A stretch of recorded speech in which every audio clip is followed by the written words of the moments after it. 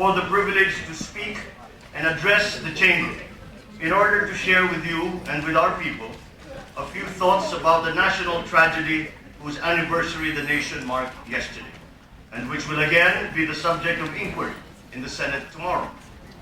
It seems hard to fathom that the full year has passed since that Sunday morning in January of last year, when each of us, in our respective ways, was wakened to learn of a violent incident that was unfolding in the town of Mamasapano, Maguindanao.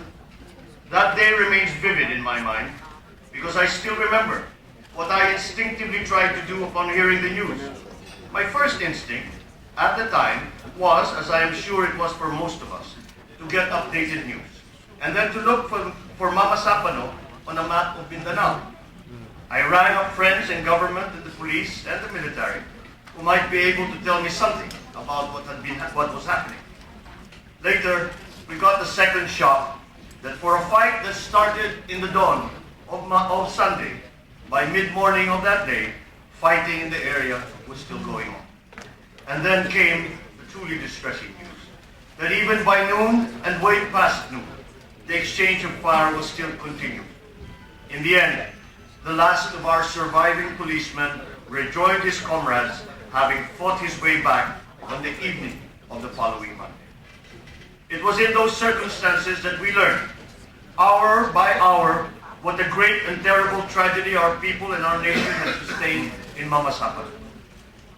Although a year has passed since that awful day, we Filipinos today still grieve, still weep together over Mamasapano in a spirit of mourning and of remembrance.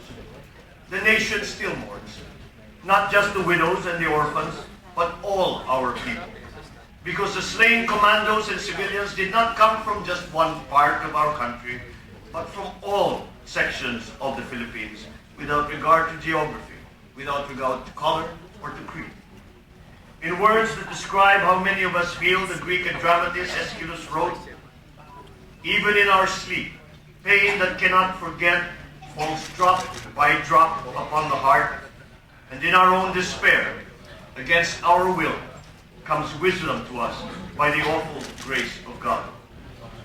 In these difficult times in our country, may we achieve that wisdom and receive that grace. Tomorrow, it falls on us here in the Senate to review and to examine the circumstances and the reason why Mamasapano happened the way it did. Why so many of our best and brightest men in uniform were brought down the way that they were. The purpose of the inquiry is not principally to find fault, but to gain understanding of the tragedy so that justice can be served and it will not be reenacted in our public life.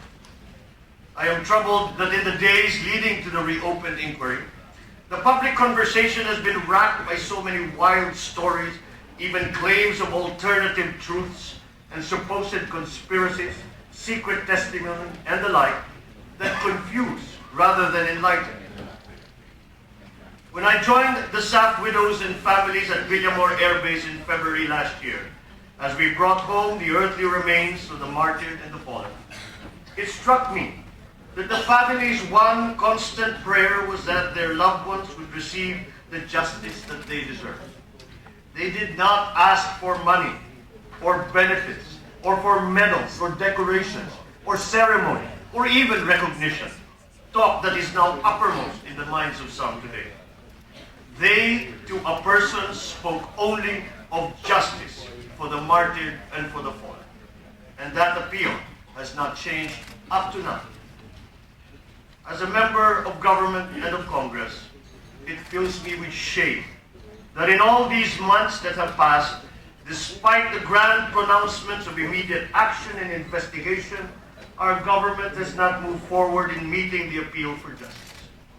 President Aquino himself has been forced by this great delay to acknowledge on the day of the anniversary, he himself is dismayed by how slow his government has been to bring justice to the families of the murdered victims of Mamasapano. What the nation feels is beyond dismay, beyond impatience, beyond just sadness. But what the nation feels is a loss of part of our humanity as Filipinos. We feel this when we see that we have failed our very own sons, husbands, fathers, our very own declared heroes. If this is how we treat those that have given their lives in defense of the country, what fate the ordinary citizen? What fate for those we love and care for in our lives?